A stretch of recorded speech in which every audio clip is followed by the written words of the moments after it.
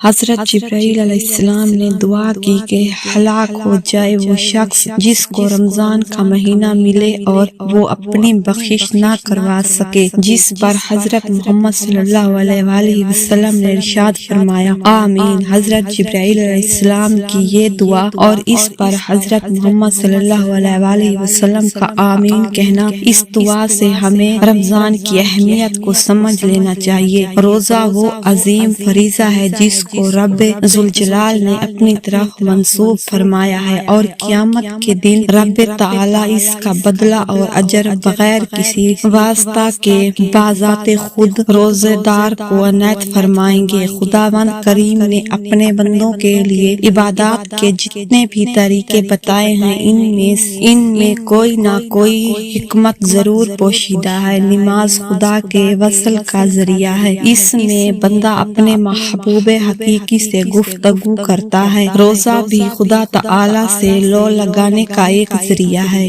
جب رمضان المبارک کا چاند نظر آتا ہے تو آپ صلی اللہ علیہ وآلہ وسلم فرماتے تھے کہ یہ چاند خیر و برکت کا ہے، میں اس ذات پر ایمان رکھتا ہوں جس نے تجھے پیدا فرمایا۔ حدیث مبارک میں ہے کہ رمضان اللہ تعالی کا مہینہ ہے، جس سے پتہ چلتا ہے کہ اس مبارک مہینے سے رب ذوالجلال کا خصوصی تعلق ہے، جس کی وجہ سے یہ مبارک مہینہ دوسرے مہینوں سے ممتاز اور جدا ہے۔